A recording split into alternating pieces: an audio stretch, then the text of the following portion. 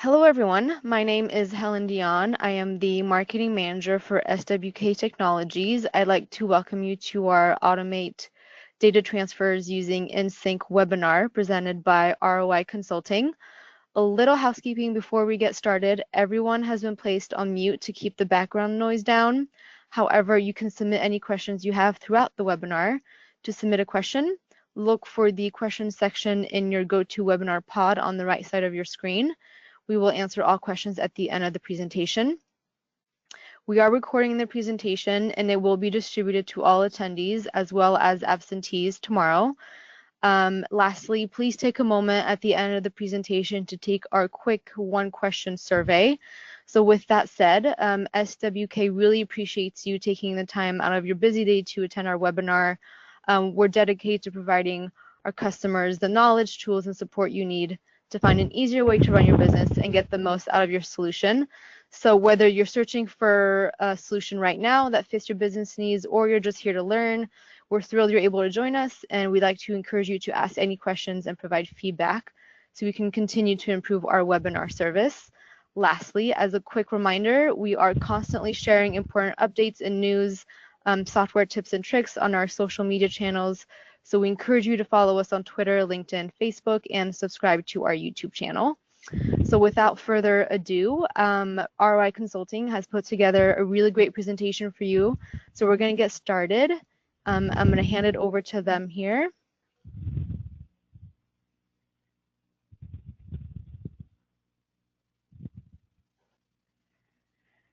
Okay.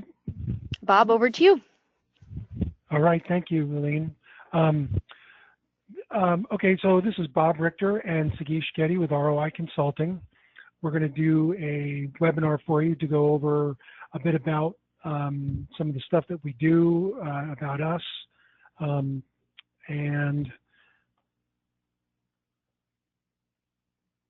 make sure. Okay, so we're going to do, like I said, we'll do an overview. We're going to do a demonstration, but the demonstration we're going to do today is just going to be, we're going to go through we're going to go through screenshots of the demo. It makes it flow easier through the demo, through the webinar here versus trying to move back and forth between screens.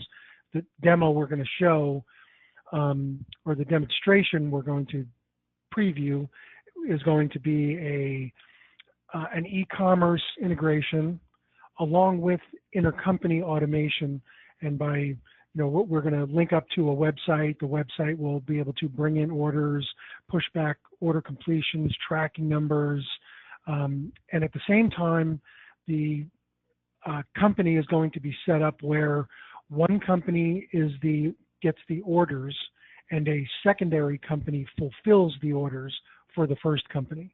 So we'll get orders from the website into Company A. We'll import those, create a sales order in Company A, automatically create a purchase order to Company B, then process that, push it back to Company A, etc. So, and we'll get into more of that, and then we'll get into Q&A. So we've been in business for 21 years and have been performing integrations for 20 of those years. We've operated a very small business in the early years. Basically, I ran the whole company with help from my wife. And we started doing e-commerce integrations back in the .com era. As e-commerce matured and Sage 100 customers required automation and integration with more applications and platforms, our business has just grown and grown and grown. Back then, it was custom-built websites that required a lot of maintenance and being built from the ground up. Now there's all sorts of different off-the-shelf and platforms you can integrate to. Our team has grown as well, and the solutions we can provide expanded. We've performed thousands of integrations and are supporting over 450 active customers today. Many of our customers use IN-SYNCH for more than one integration, which we'll discuss in a few slides, what I mean by that.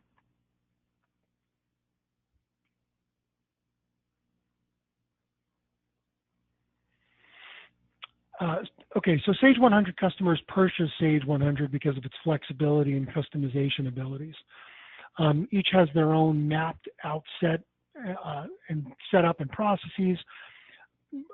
Most have user-defined fields, user-defined tables.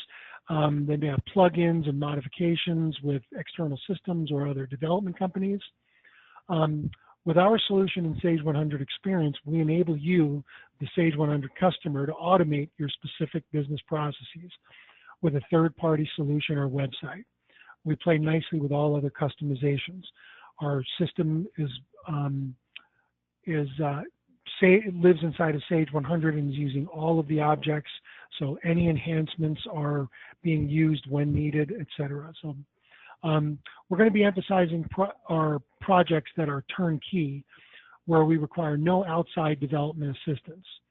But I also want to note that we still perform a large number of IN-SYNCH implementations where we work with the customer's developer.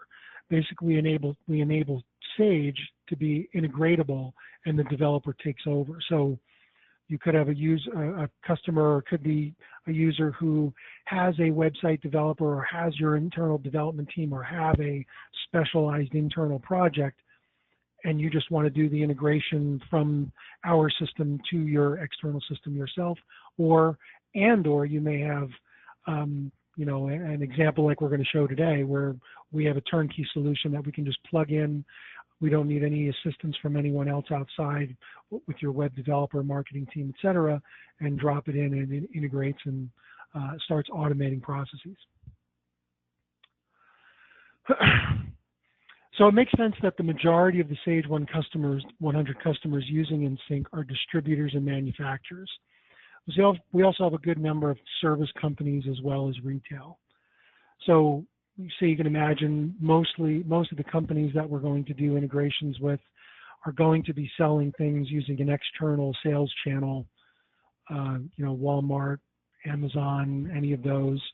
But we do have customers that will set up an integration into accounts receivable invoicing, or general ledger, or general ledger transactions, or accounts payable invoicing, where they're just a service company. We've done this a few times in the last few months, where companies were selling seats at reservations and events, so they're not really selling any inventory. So it just makes sense for them to do accounts receivable invoice data entry where there's really no inventory.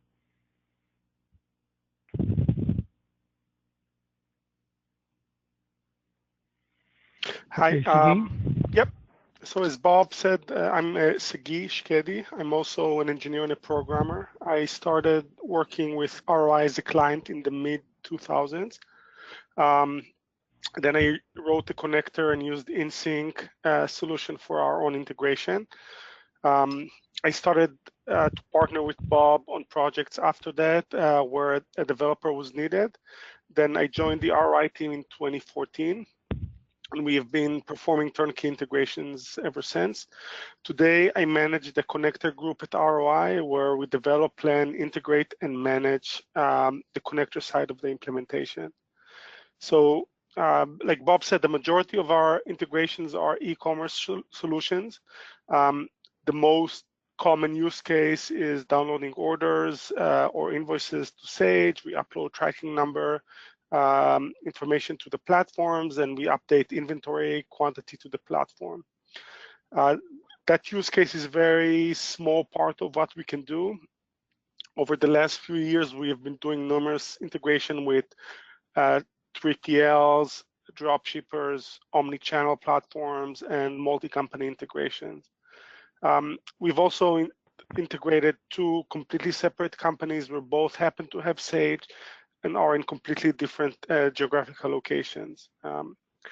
And we also started doing more and more tight integration as transaction volume increased. So if in the past we used to just do for a specific platform, we would download orders and upload tracking. Now we look at credit memos, vendor invoices, and a whole bunch of other transactions. We'll talk about it a little bit in the context of an Amazon settlement report reconciliation. So as you can see, there's a lot of logos on this page. They represent some of the platforms that we connected to. Most of the solutions on the left are the ones that we do over and over again. So, might have a whole bunch of those. The ones on the right are more of one-offs, but we can always work with new platforms. Any platform was new to us at some point. So even if you have some homebrew e-commerce system that your client is running or that you built, we can evaluate it and integrate with that. So Bob, can you switch to the next slide? So we're going to go over our first case study, the fulfillment house. That's a shared client for SWK and ROI. And the fulfillment house, just like the name says, provides fulfillment services to multiple businesses. So a company that might be doing online sales will use them to fulfill the orders, pick, pack, ship them, and update and notify the client that the order is shipped. We have done multiple integrations for that client. We were able to accommodate a solution where one company in Sage runs multiple or connects multiple e-commerce platforms and businesses in order to fulfill orders for those businesses. So if you can switch to the next slide.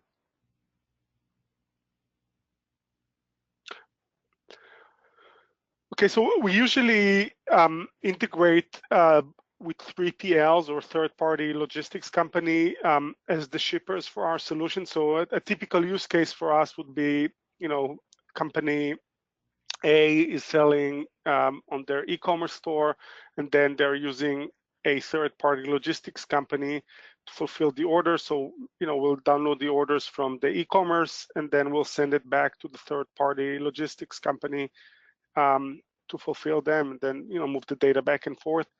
In this case, it's a little bit different. This case, our customer is the third-party logistics company.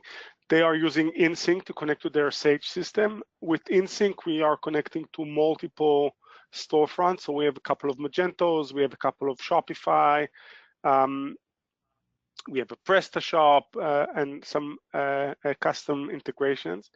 In addition, they're also using Starship. The client is using Starship to ship some of their orders.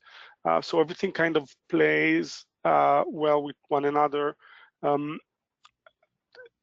Sage is used as the hub for all the transaction, and IN-SYNCH syndicates the data to wherever it needs to go. And then we have a whole bunch of connectors that talk to the different shopping carts and platforms, the different website of the fulfillment houses clients. Bob, can you switch to the next slide? So the next client we're going to talk about is Venturi. It's also a shared customer with SWK. SleepX Solution is one of their brands. They had a partially automated system that they used where they use the Access database to prepare files. They sent via FTP. Then they selected one of our competitors. You might have heard of eBridge, and the integration just didn't perform as it was represented. So they were just very disappointed. So they paid for it. They struggled with it for a number of months, and then they decided to replace it with IN-SYNCH. They have gained so much efficiency that they can now provide same-day shipping for most orders that are placed by 1 p.m. So we were able to do multiple integrations for them, and some of them are really deep. So if you can go to the next slide, Bob. So over the year, we've done many different integrations for them. We did a Magento shopping cart integration where we download orders, upload tracking numbers, we create customers in Sage on the fly, and that's their own web store. When they wanted to integrate their eBay store, we did a very similar integration where we can connect to eBay, download orders that Venturi's customers place. We push them into Sage as sales order, they pick, pack, and ship them, and then we send tracking numbers back to eBay. When they started selling in Walmart as a seller, we did the same thing. We connect to Walmart's APIs, we download the orders, upload tracking numbers, create customers as needed. And then we did something similar with Amazon where we download orders, they get into Sage, they pick, pack, and ship them, tracking numbers go back to Amazon, and then they started doing fulfillment by Amazon orders where essentially Venturi will take a bunch of inventory, they'll ship it for a fulfillment center in Amazon. As the orders come in, Amazon will do the fulfillment. Of course, like everything else that they do, they'll charge Venturi for it. But that's the fulfillment by Amazon. So that's kind of like a normal Amazon integration. You download orders, you upload tracking, you make sure everything ties up with the inventory. But as your order volume with Amazon increases, when they need to pay you, so Amazon will pay you every week or two, they'll kind of batch everything that they owe you, and then you'll get a big deposit in your bank account. That reconcile becomes a really, really big task, especially if you are having a lot of orders. So every order can be multiple line items in that reconciliation. So you can have the items that were sold, the shipping, the fees, the commissions, maybe the order was returned, maybe there's additional transactions that are not related to a specific order, like promotion fees, like storage fees, inbound delivery fees. There's a million different fees and a million different credits. So for those types of clients, we have done a new integration where we kind of automate the reconciliation process of the Amazon settlement report. Amazon settlement report is the report that Amazon generates whenever they make a deposit into a seller's account. So we did that for Venturi, and we're saving them a lot of time just reconciling all of those orders whenever those payments come into the bank. So Bob, you can take over.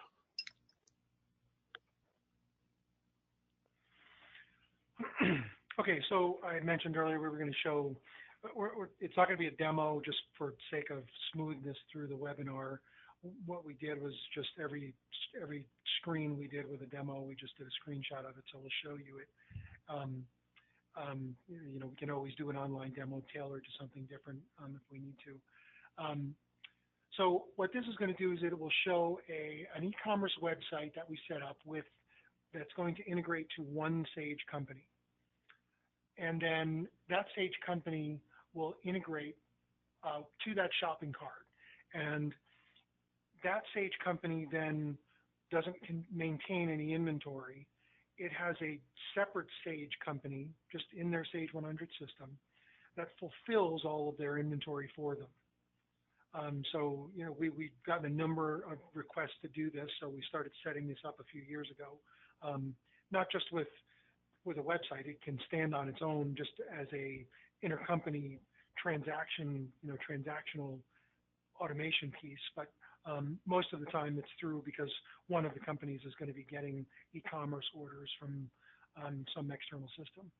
So what happens there is that the website places an order, it goes into one company, that one company maintains no inventory, it will automatically create a purchase order for the secondary company. That purchase order will automatically get sent over to the secondary company as a sales order. That secondary company will process or ship that order however it normally does. And once they update that invoice, that information pushes back over to the initiating company and automatically invoices and automatically does a purchase order receipt of invoice. In this scenario, they do everything's drop shipped. So when that order comes in, it's a drop ship order. When the purchase order is created, it's a drop ship purchase order. So they're not actually going to do a receipt of goods. And so they'll do an invoice which will contain the tracking numbers that company B originally entered, and it will automatically create the invoice and the purchase order receipt of invoice. So it'll close the whole loop for them.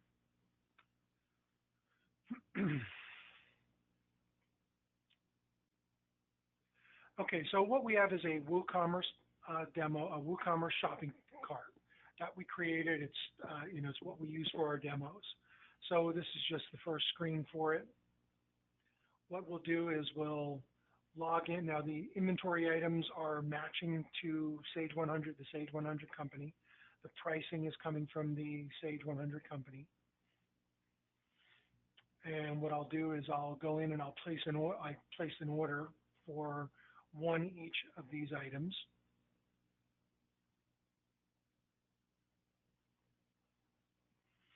Okay, I'll go to checkout on the shopping cart and I'll plug in my name and address. Now I already created an account on this shopping cart for my email, so it already knows my information. And then what I'll do is just as we set up, it's not really doing a credit card order, but it's we can certainly do, as long as depending on the abilities of the cart, do credit card integrations, which is often a request we do with a number of different shopping carts that are available. We'll actually, if the shopping cart can integrate with their processor, whichever processor they're using, and they're using that same credit card processing system in Sage, we'll get the customer's token, get the token from the processor, pull it in, create the sales order in Sage, and the sales order can have that credit card transaction and token attached to it. So now that order will be in Sage as a pre-authorized order. Typically, it's done pre-authorizations. We have a few that come in where we just attach a credit card with a zero balance so that they can have the credit card and then completely pre-authorize it later. We do have some customers where they get orders in and they're, just because of the nature of their business, don't ever ship within 2 weeks because it's all custom built. And so doing a pre-authorization doesn't do anything anyway because it would expire by the time it's going to ship almost every time.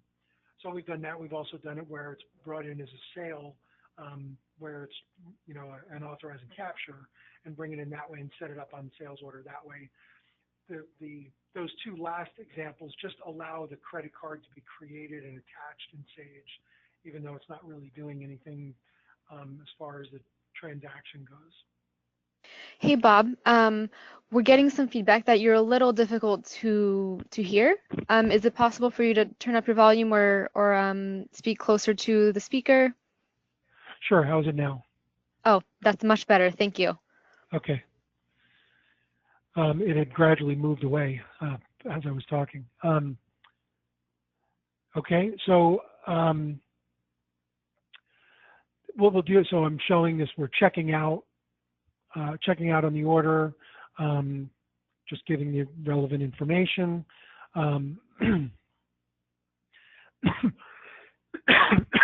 So once the order is completed on the website, our connector will go out and check the order based on certain statuses. So these can be set up and configured different ways depending on what the user's doing with the orders. Some users a user will create an order on the website and then someone verifies it. Let's say they've got a very customized system or very configurable items or things like that where someone needs to touch each order and approve it. So we'll go out and only get orders that are at a certain status of being approved or something. So that would be an example. In most cases, it's just a completed order.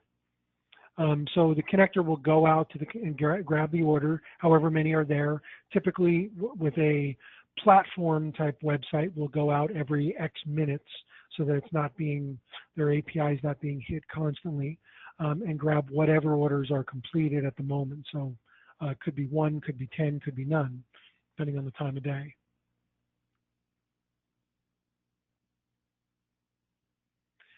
Okay, then once the order is completed in the cart, our system, which this is a screenshot of the IN-SYNCH system, will go out, and once the connector grabs it and makes it available, our system will create it, and it'll indicate that the order has been created in Sage with a date timestamp. So now the order will show up in Sage. It will look just like if you had typed in the order from, let's say the website sent an email saying, here's what such and such ordered, then it would look, in fact, part of our testing is make sure that the website sends an order, have someone manually enter that order, fill in everything they normally do, and then go through it with a fine-tooth comb, the integrated order versus the manually entered order, and make sure everything's the same, so that once we go live, every order looks and has exactly what fields would be on it. Typically, with pricing, we'll import what the website says the price was. It is a configurable attribute in the system, so that even if the website says, for instance, that this belt was $55, but Sage knows that this customer gets it for $45, we can override what the website said. That is the exception. Most companies will want what the website says, because especially if you're paying for it by credit card, you don't want to buy it back with a credit card and get charged a certain amount and then find out it's more later. Less is not a problem, but more, will make most people unhappy. So it looks just like any other sales order that you'd create. The same stuff, the same information on the sales order will, for the address on the sales order, we will import what the website says as who the person is and where they want it shipped. On where Sage allows you to just create a ship to address on the order. It's not going to actually update the customer or do anything like that. We do have various lookups to assign customers, so that if you've got, we'll have customers who they suddenly move to a new website and their Sage system has got, they've already been doing business in Sage for 10 years, 20 years, however long. And if I've been doing business with the company for 10 years and I place an order, they don't want another customer created for me. So, we'll employ various pieces to look up the customer, figure out who the customer is, even if they've got history but have never been to the new website before. There's all different kinds of setups that we do. It just depends on how you want to do it. One setup would be every order comes in with the same customer. This is very common with Amazon, where we bring in an order, every single customer is the Amazon customer, the Amazon warehouse, and just the ship to address is the specific for that customer who purchased it from Amazon. Okay, so then now we have in that same company, this is the purchase order that got created. So this automatically was created, and it mirrors the sales order, except obviously for the customer. It uses the same vendor number, and again, we've got configurable and different various logic to set up vendors based on. We're doing this now with someone where they've got, if it's an Amazon order, it goes to a different vendor and a different customer in the other company. If it's their website, it goes to a different vendor and a different customer so that they can track what's happening. So this is a purchase order that, again, it was automatically created in that same company. I've got the two companies with green and red screens. So whenever you see green, it's the originating company or the initiating company, and red is the fulfilling company. So again, it's just what the user has set up in here. Now in this, they don't use any cost because this is the initiating company. So the way that they have it set up, I just use an example of one that we had done prior.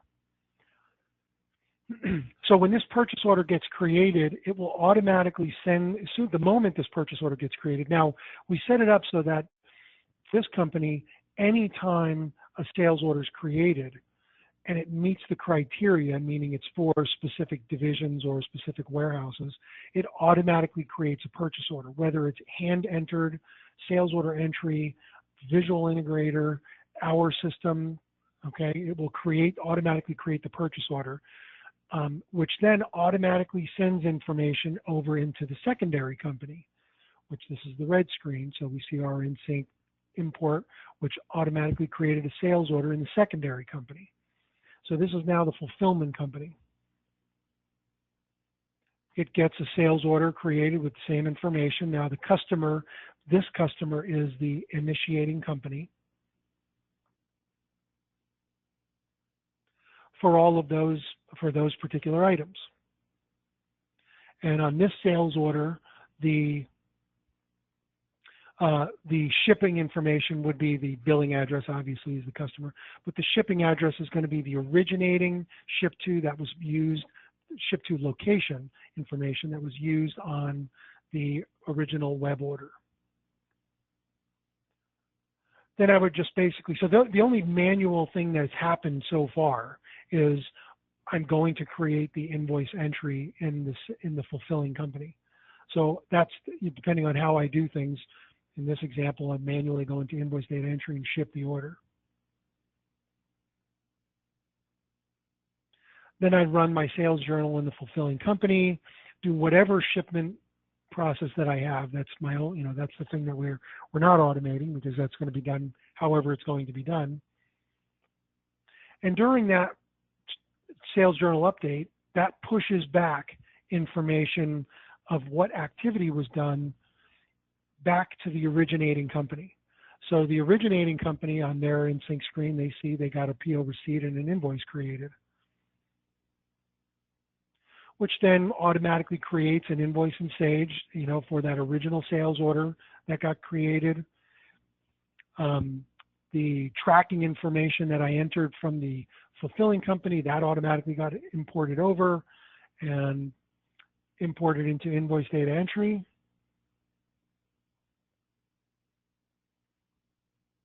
Okay, I've got a receipt of invoice entry that I've created, that automatically got created in purchase orders.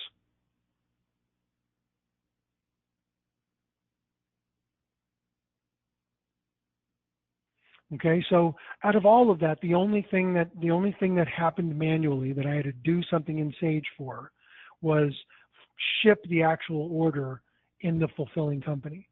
Now, once I go back and I get my invoices in the originating company, the green company, I run my sales journal update. What that does is that's going to mark the sales order, which is the top of the screen, number 1330. It's going to mark it as completed, because now that sales order and sales order history in Sage is completed. And if you look over to the right, it shows on the right-hand side down at the bottom right-hand corner, that UPS, #test123 tracking, that was the tracking number that entered. That goes back to the cart automatically, marks that original sales order that came into the cart as completed, gives tracking. Now the cart can do whatever it needs to do, meaning it could send emails out to the customer.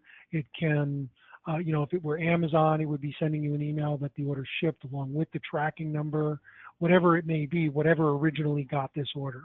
In this case, the shopping cart will do the same. It'll, update that the order's been completed, it got shipped, and here is your tracking number.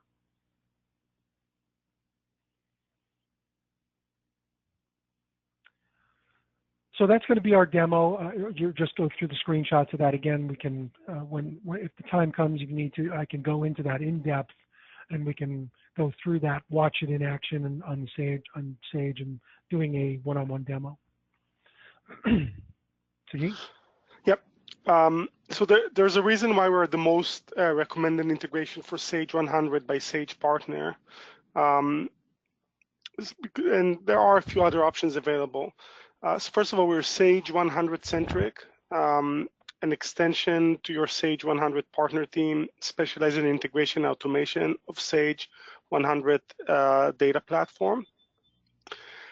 When you sit with us for a discovery call and you bring a client, or if you are the client, you're going to be talking to engineers, people that will actually work or manage your solution, not a commissioned salesperson that will over-promise and then under-deliver. And we have time and experience on our side. So we've been doing this for a long time, and we know the Sage platform very well. So that's going to be built into the solution. So we can make suggestions a lot of times, and most likely what you need us to do, we've done before a few times over.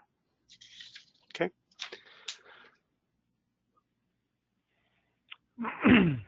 Okay, so our advantages technically is our solution resides in Sage and allows a very tight integration with any of the business objects, even if it was customized or modified.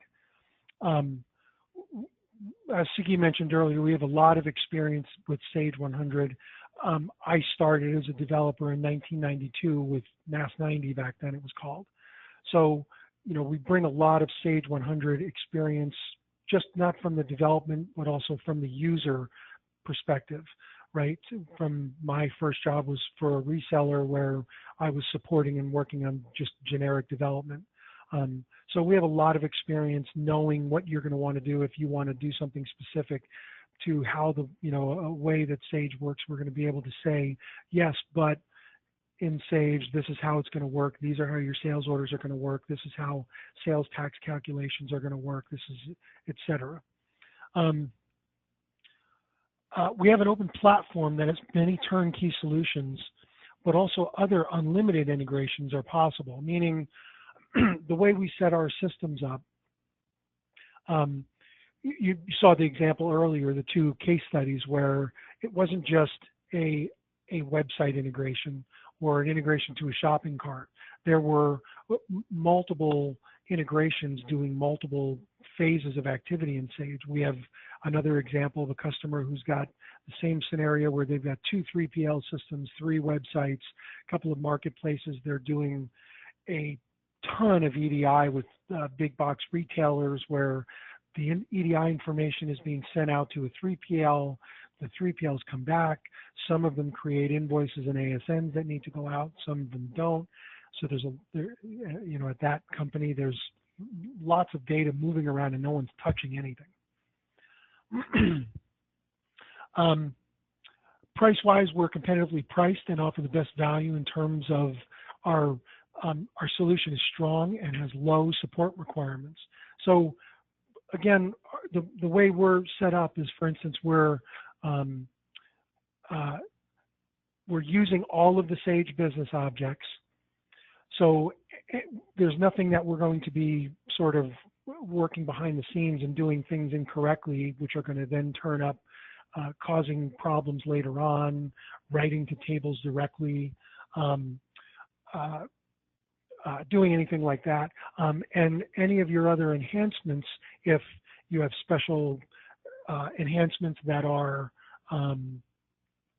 doing unique calculations, things like that, those will automatically work. So once we get plugged in, the stuff is just going to make it so that we're not having to now go figure out, okay, well, now we need to integrate with this solution. Now, this enhancement, now we need to modify the system to do, you know, something special that's not working because another enhancement is calculating some specific price or something. And then upgrades with your product, if ever you do product updates to Sage, we're not reinstalling, we're not revamping, we're not recreating, we're not doing anything. It all just continues working. We have very happy customers who have been working with us for years, and many that are thrilled to get off other platforms and work with us. We say we have companies that, you know, we're working with a company now that's on 4.4. Sage Mass 90 version 4.4 and still and have been for a long time. Another company who just upgraded just recently to 2018, but they were on 4.3 and they've been using the system even prior to that. So lots of long-term users.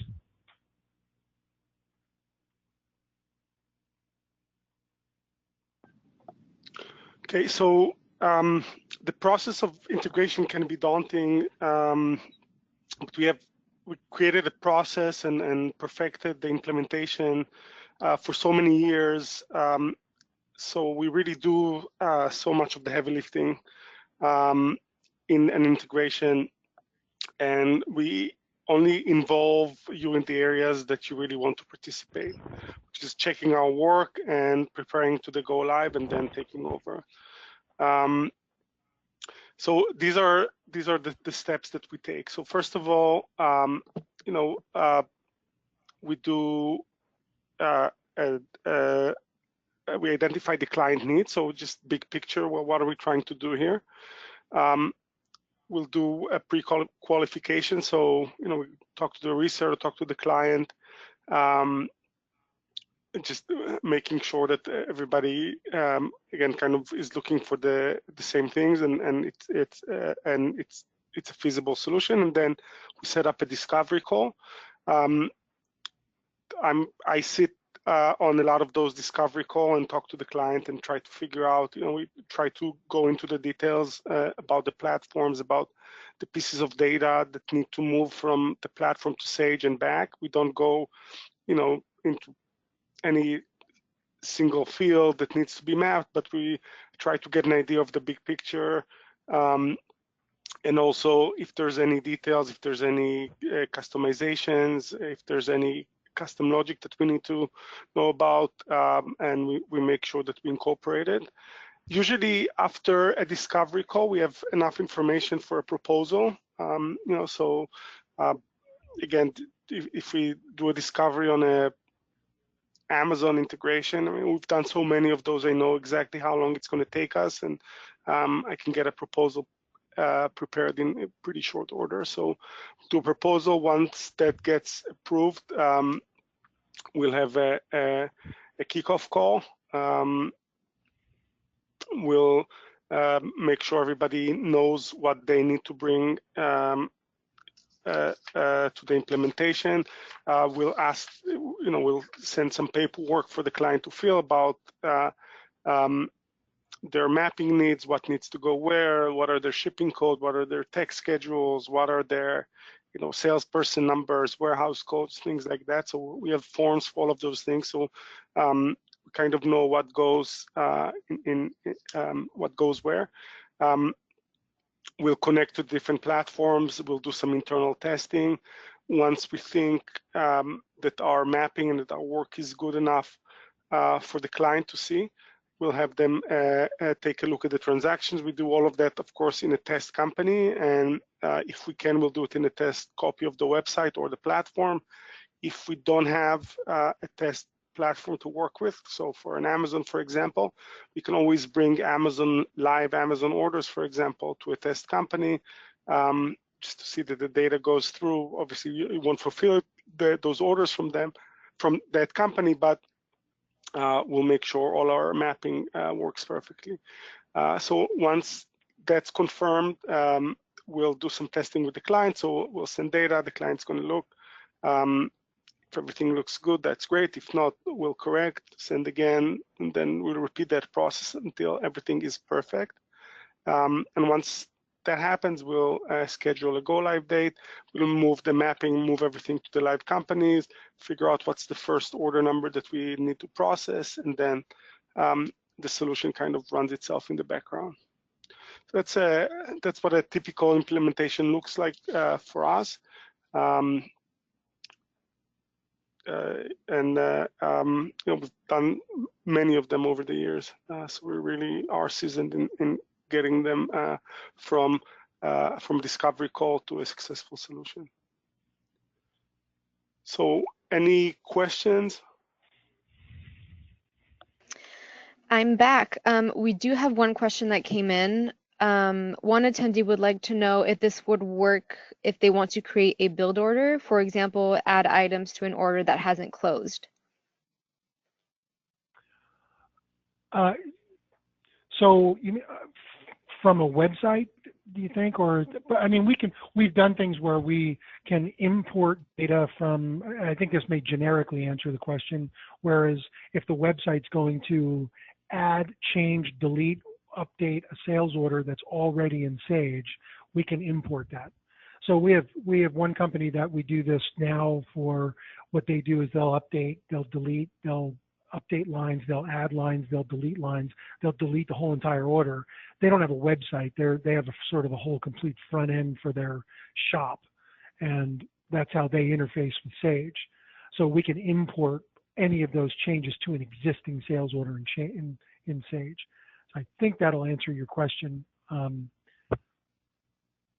not sure how if your website was going to do that, what a website would be doing, but it certainly could be, but we can do that. Hopefully that answers your question. I will let them follow up if that didn't answer the question, but nothing has come in yet, so I'm assuming that did answer it. Okay. Nothing else has come in, so if anyone has questions, now would be the time to ask. If something comes up later on, you'll be receiving a recording of this webinar tomorrow along with the contact information for SWK. And at that point, if you have questions, we can always point you in the right direction of someone who will be able to answer your question. So nothing. Yep, go ahead. Earlier when I was talking about the website with credit card integration, if my microphone was out, I didn't know what was heard or not. If somebody's got questions on that, we've got a little bit of time. Maybe I can talk about that a moment if anybody's got other questions. Yeah, let's open it up for that. We were able to hear you. You were just a little, just not very loud. So you were definitely, okay. You were able to hear what you were saying. It just wasn't completely clear. So your mic was definitely on. Gotcha. If anyone has any questions about that specific topic, please go ahead and send them over. But like I said, if you realize you do have a question and it's after the webinar has ended, we can always reach out to us and we'll get that answer for you. Okay, so nothing is coming in. Unless you have anything else to add, I think this concludes the webinar. Thank you, everybody, for your time. Thanks, everyone. Have a great rest of your day. Thank you. Have a good day.